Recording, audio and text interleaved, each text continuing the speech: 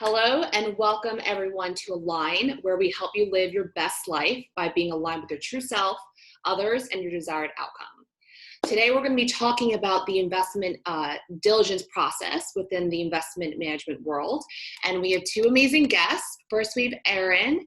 Erin, if you don't mind raising your hand, you will know you are. Awesome.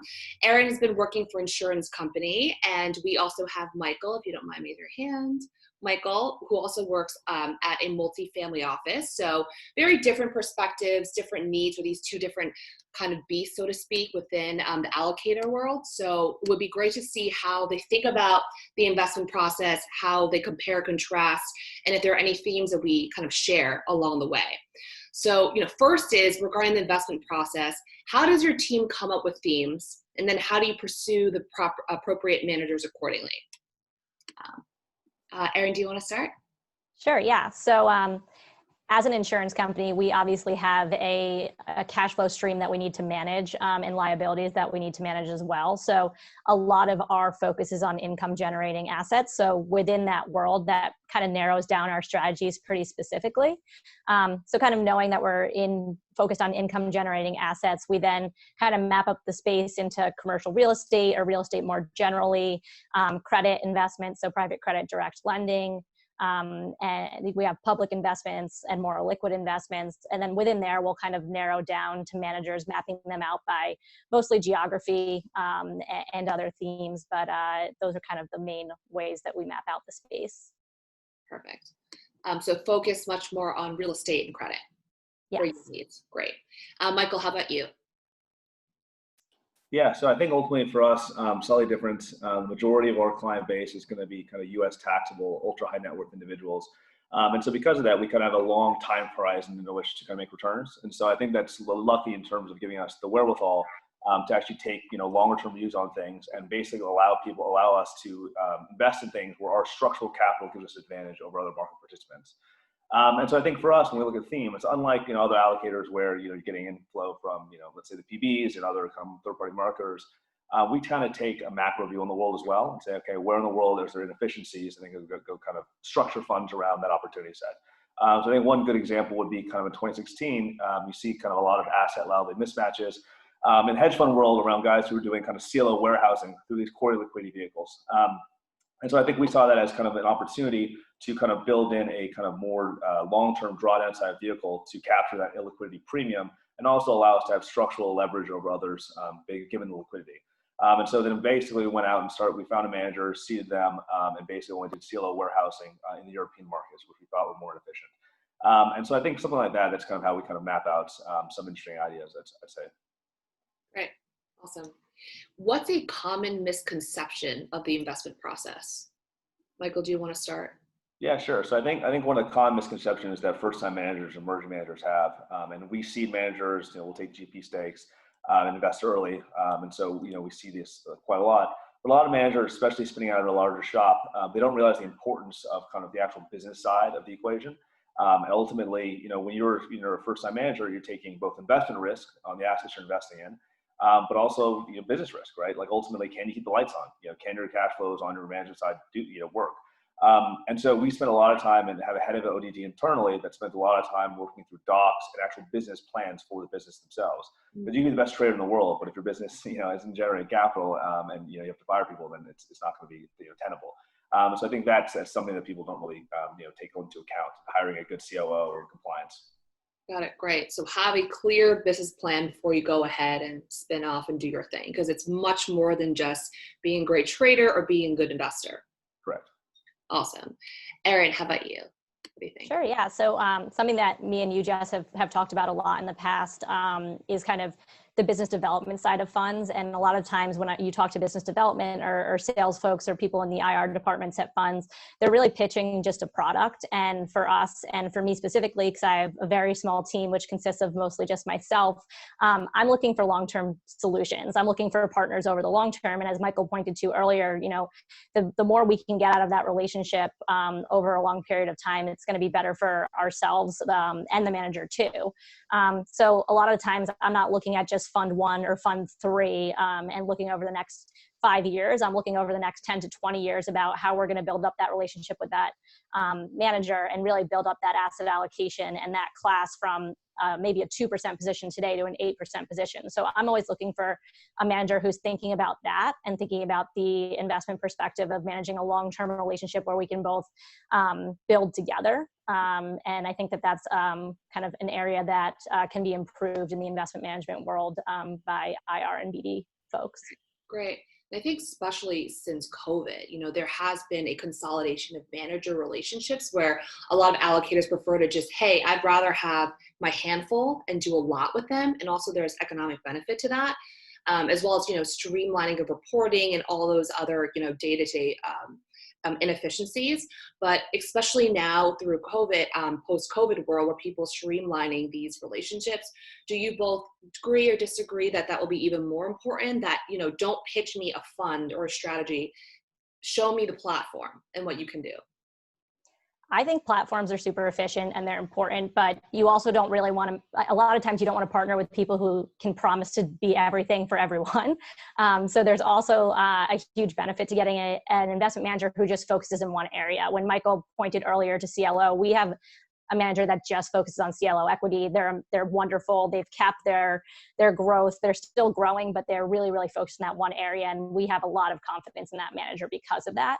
But I do think kind of platform solutions can be helpful so long as they're, like, as an example, like I said, in the insurance world, if we're working with some folks who can do multiple things on the income generating side, I'm going to listen to the person who says, yeah, well, we also have a bank loan platform. Like, if we already have a relationship there, that makes a ton of sense to start building that further. I also think kind of you raised, there's a huge market that's being built in the secondaries world. And I think as people have more and more managers, you're going to see that turnover continuing because it's just unmanageable to have 50 to 60 managers in a portfolio. So I do think that there's going to be some consolidation here. I think that's opportunity for both investors and managers on the M&A side. So I expect that trend to continue.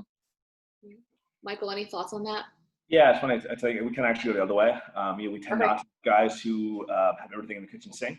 I think generally speaking, you have guys which are great for pension funds and guys who will say, you know what, we want everything, go one-stop shop.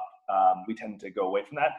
We tend to like specialists. I think that, in terms of the platform itself, I think there are certain circumstances where it makes sense.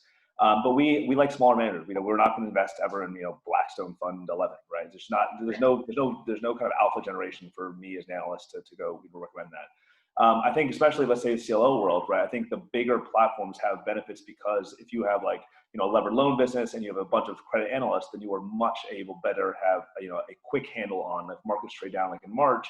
Do I like this credit? Yes or no, right?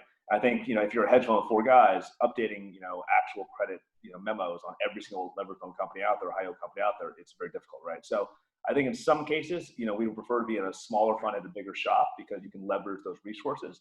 But in many cases, size is, the killer of returns, right? And I think that, especially when you look at kind of, let's say, venture, if you look at the top quartile returners for the last decade, each vintage, it's probably 67% emerging managers, first-time funds. And so I think for that, if you're in a mega fund, you got to, put, either a large check size to work or you're getting bigger. And it's difficult to do that. So I think for us, we tend to look at like sector specialists.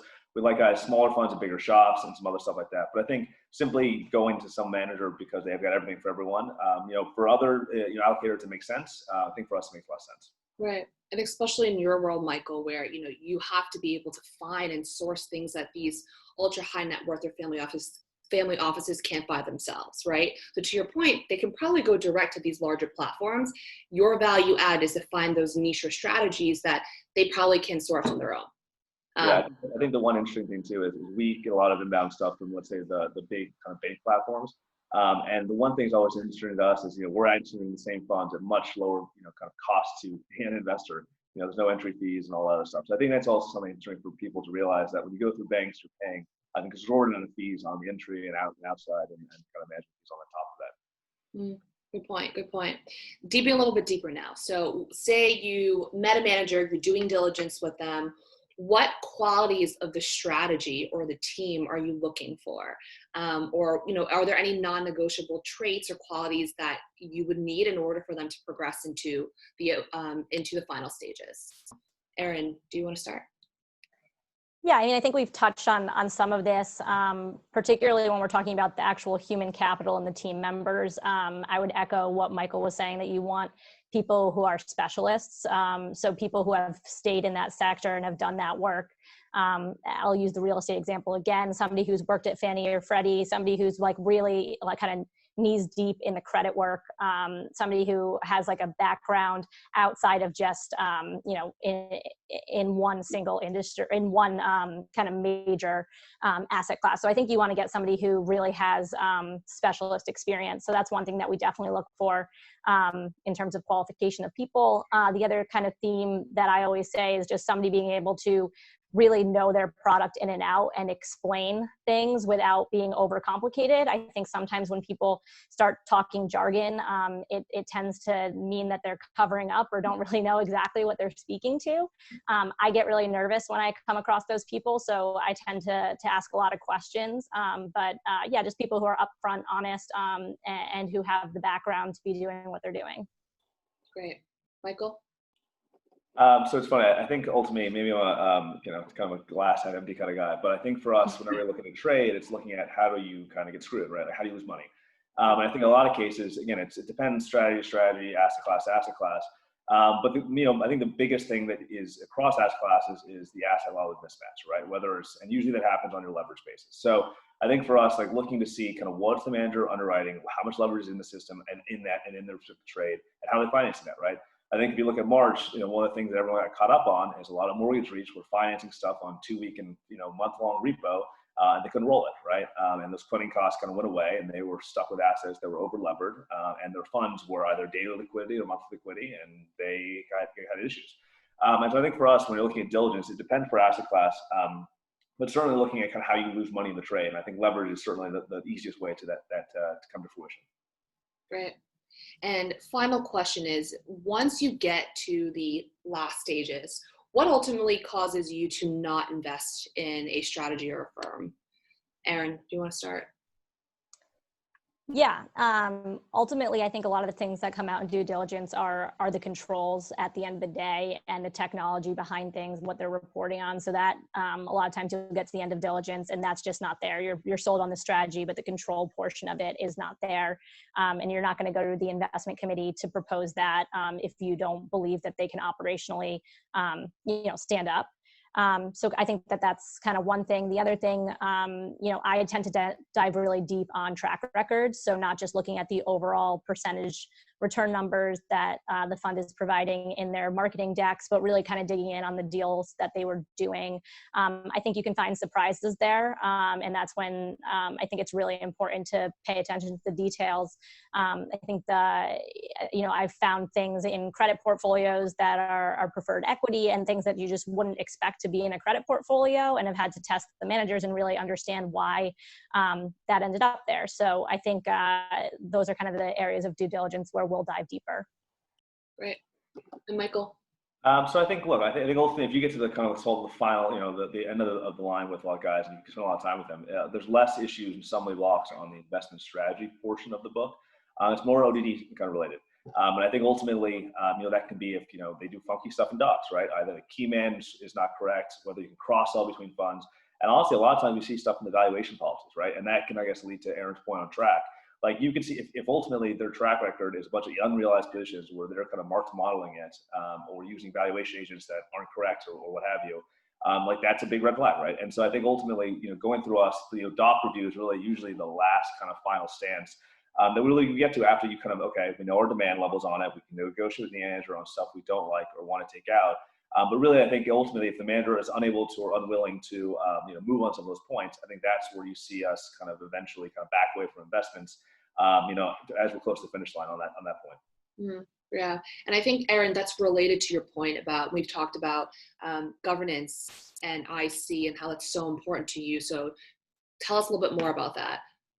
Yeah, I think that's definitely true. One thing that I'm always looking for in a manager is having a strong process and having an investment committee that's weighing in on that process. And the investment committee should have people with different backgrounds. Like, you don't really want there to be an echo chamber because you don't want every deal to go to investment committee and be approved. You want there to be dissent because that's how you end up getting the best deals into the portfolio. So that's an area in my diligence that I pay an extreme amount of attention to.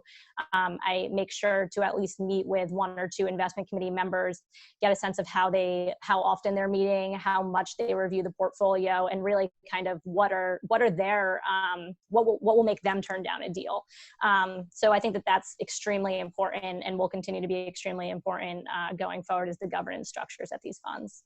Great. Awesome. Well, thank you both, Erin and Michael. I mean, the reason why I chose you both is that you're hands down the ones that ask the smartest questions, where I'm pretty sure the number of times I said, that's a really smart question to you guys was endless.